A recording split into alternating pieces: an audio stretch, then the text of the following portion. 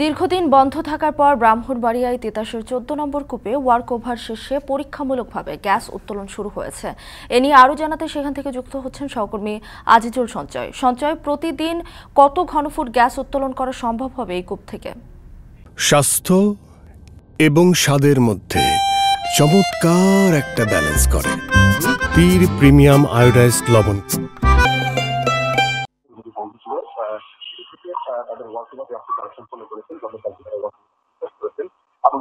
সেখান থেকে পরীক্ষামূলক গ্যাস উত্তোলনের যে প্রস্তুতি তারা শুরু করেছেন। ইতিমধ্যে কয়েকবার তারা গ্যাস তুলেছেন বলে আমরা তাদের থেকে তথ্য পেয়েছি।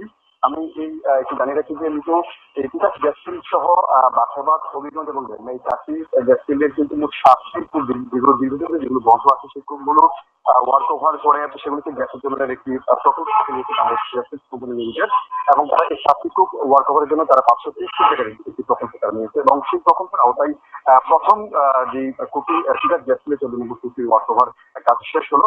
আমি এই প্রকল্পটির যিনি পরিচালক আছেন ইসমাইল মোল্লা, তার সঙ্গে আমার কথা হয়েছে। তিনি যদি বলছেন যে তার গত 20 মার্চ এই ব্রাহ্মণবাড়িয়া তিতাস গ্যাস ফিল্ডে যেটি ব্রাহ্মণবাড়িয়ার শহরের বিশ্ববিদ্যালয় থেকে অবস্থিত কূপটির তারা শুরু করেছিলেন এবং তারা 2 মাস থেকে তারা সেই কাজটি তারা সম্পন্ন করতে পেরেছেন। তিনি বলেছেন যে তারা গতকাল থেকেই তারা পরীক্ষামূলকভাবে তারা গ্যাস উত্তোলনের যে কাজটি তারা শুরু করে দিয়েছে এবং তিনি জানিয়েছেন যে আগামী 2 থেকে 3 দিনের মধ্যেই কিন্তু এই যে গ্যাস উত্তোলনের যে কাজ সেটি শুরু হয়ে যায় এবং তিনি আশা করছেন যে এই গ্যাস উত্তোলন শুরু করার পরে জাতীয় গ্রিডে দৈনিক প্রতিদিন অন্তত 14 থেকে 15 মিলিয়ন ঘনফুট গ্যাস জাতীয় গ্রিডে সরবরাহ করা সম্ভব হবে বলে তিনি আমাকে জানিয়েছেন।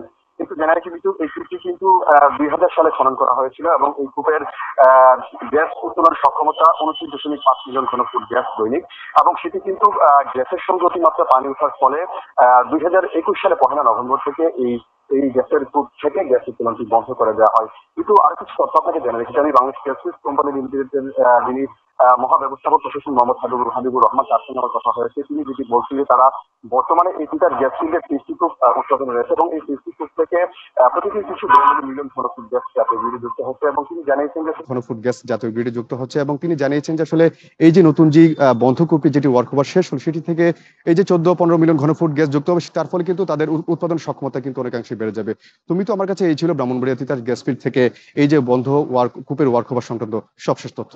মিতু, তিতাস 14 নম্বর কূপ থেকে গ্যাস উত্তোলন শুরু হয়েছে সে বিষয়ে জানাতে যুক্ত ছিলেন আজিজুল সঞ্চয়।